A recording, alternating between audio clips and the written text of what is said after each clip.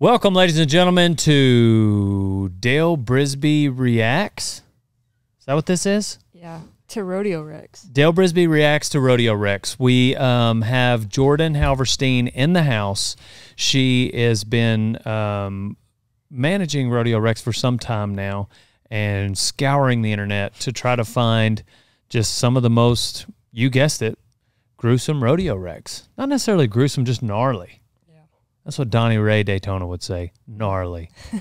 We've got a few of our highlights, a few of our top picks from recent updates on the Rodeo Rex Instagram, Facebook page. So if you'd like to see the daily Rex, check those out there. But now we're going to go to the leaderboard. What do we have, 5? Yeah, I think I have 6 on here, but we'll probably do 5 of them. All right, here we go. Okay, so the first one is Braden Anderson. Braden Anderson. Bull riding wreck. Big bull. Oh, man. He comes down quick. Let's back. Oh, and then he fights his own bull. Yeah. That's got plenty of gnarly factor, and it's got less of the wreck factor. So he goes to the front just a little too much. Bull is in the latch, into his hand, does the helicopter, hangs up for just a second, and that bull is bucking rank enough to just pretty much unhinge him himself. And it's a good thing that bull took a knee right there because it slowed him down just enough for Braden to get out of there. Yeah, it looks like the bull even kind of stepped on him there at the end. Where is that? I have no idea. It looks like, I don't know. I'm not even going to say, but it doesn't look like Texas. Lose your feet, lose your seat on Lose your feet. That's your lose your feet, lose your seat rodeo wreck of the day. All right. So next we have, let's go to a bronc riding Rex. This was recent. This is actually Spencer. Bronc riding Rex are scary. Yeah. Because there's a couple different ways they can happen. Yeah. So this is Spencer Wright. World champion. Ooh. So he's getting off on the pickup, man. Ooh, goodness. Is he okay? I did not see this. He was in the wreck. hospital. I think he punctured his lung, had some broken ribs. When was this? This year? Like really recently. I am just learning of this. Yeah. The lady sent this video to me this morning. It was Elena Rodeo Lens. She's the one that filmed this of Spencer. Man, be praying for Spencer. Let's look out for any GoFundMe type pages for him. Yeah, that was man. That's a bucker too. I wonder how many points he was because he obviously rode the bronc. He's getting off on the pickup man, and then your bronc just takes a spill. And you know he didn't step on the rein because Spencer would have had it in his hand. So scary deal. Like I said, bronc riding wrecks are scary because this is one of the ways they can happen. Just so close to getting out of there. So close to getting out of there. Also could have been a little worse. Yeah. So I think I could have been.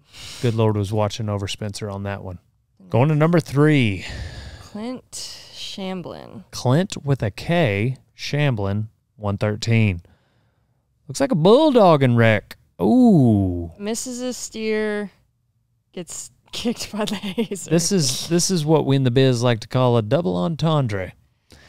I feel like you don't see very many of these wrecks, and I'm really not sure why. Like so steer hits the brakes real hard, and obviously the horse he's riding keeps on going, and he just overshoots the landing, Cotton. So that is enough of a wreck in and of itself. But then when he hits the ground, he takes one right to the side of the dome by the Hazen horse. You know, and it's good that it wasn't his forehead.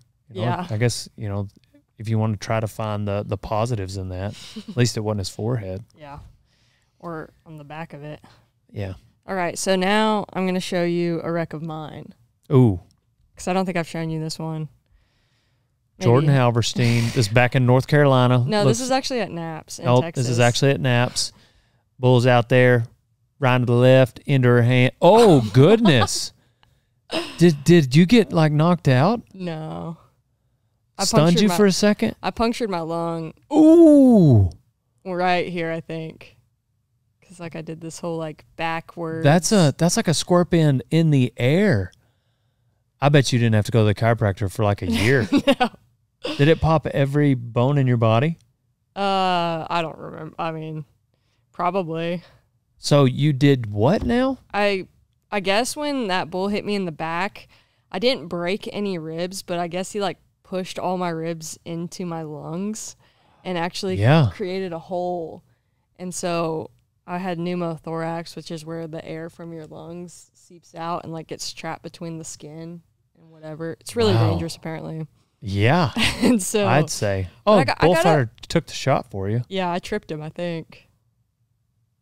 Yeah, he tripped over me. What? How quick did you realize something was wrong?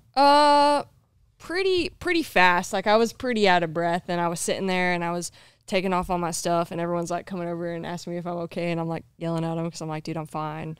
And it wasn't until I sat down in the car and was like, could not breathe, and I was like, oh, maybe I should just go get looked at. When you did go get looked at, how much time did they say you'd have had you not? I probably would have been all right. It would just been. Oh, really? Yeah, because like the hole in my lung had closed up pretty fast. The problem was like they wanted to keep me overnight to make sure that more air didn't come out, because what can happen is like all that air builds up and it can push on your organs and like eventually, or like it probably would have never healed had I like not stayed still for like 12 hours. I think that's what happens with clostridial diseases.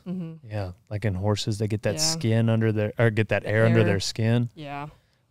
Cows too. Yep. It's a dangerous game to play. Ooh. Apparently. Yeah. All right. That's bull riding, folks. So a lot of people ask when and how and if they should get started riding bulls. And my advice usually at the beginning is don't, just because it's dangerous and things like that can happen. You can wind up in the hospital. But if you are adamant and you're like, I just got to do it, well, then you should go to a school. You should go to a 2-3 day school where you can get the basics down with some professionals, typically somewhere who is where you would like to be, because there's a lot of self-proclaimed professionals out there. So go to a school and get the right equipment, get on the right kind of stock. Don't be getting on. I mean, like this bull that Jordan was getting on is something she would typically ride, 9 times out of 10, but then it did have a little bit of a good trip, and so there's still risks even when you're getting on the right kind of stock with the right equipment and the right instructors. But essentially what that's going to help you do is mitigate risk, and that's what we're trying to do out here. It's already dangerous. As you saw, Spencer Wright made a great ride. He's going to get off on the pickup man.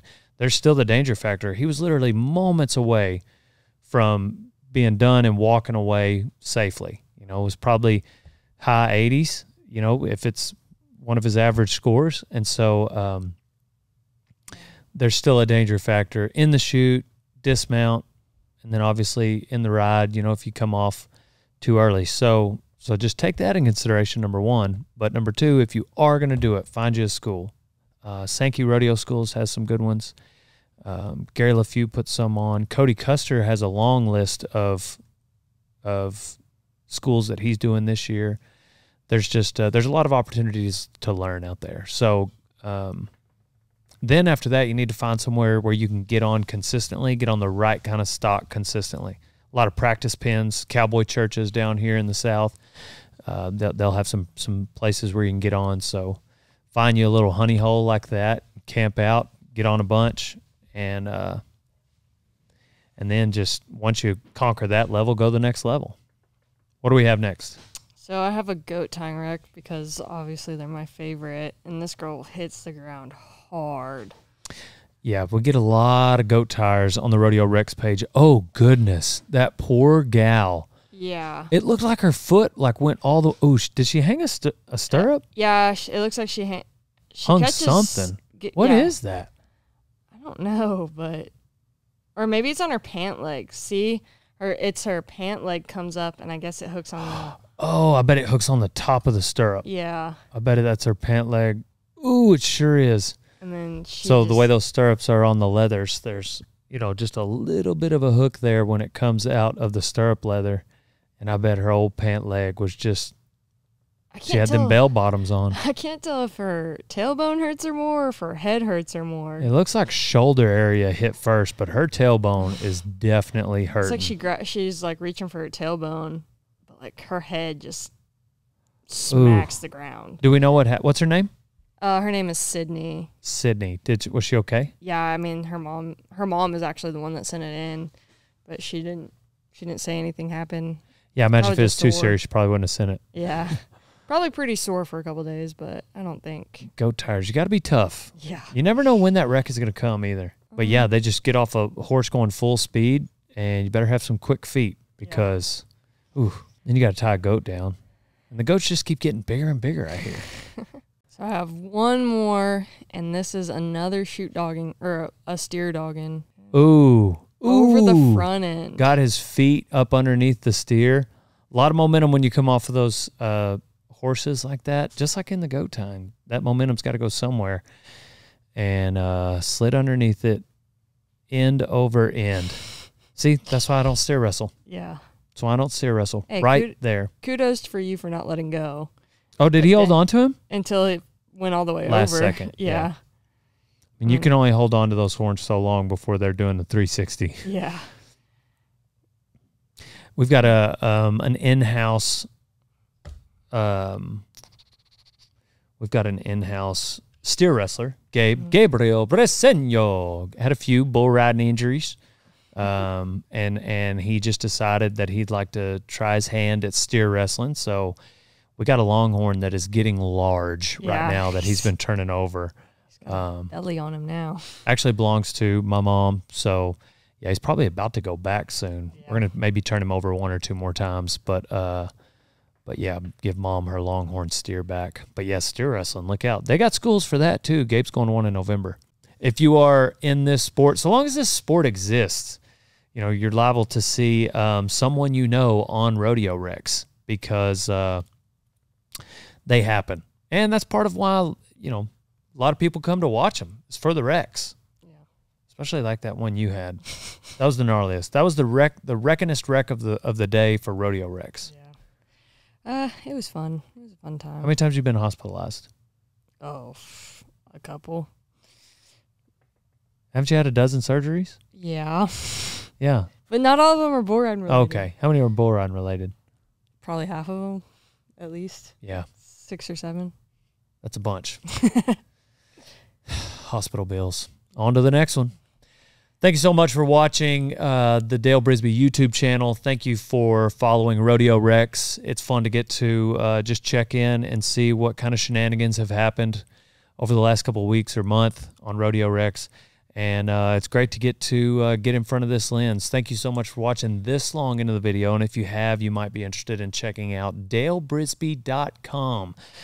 Apparel is what keeps the lights on in this warehouse. So, and not to mention the fact that it is just the softest shirt you'll wear, the flyest cap of all the fly caps that you're going to put on. So if you need some covering for your head or for your upper torso, hit us up, dalebrisby.com. We are on to the next one. Pow, pow. Pow, pow.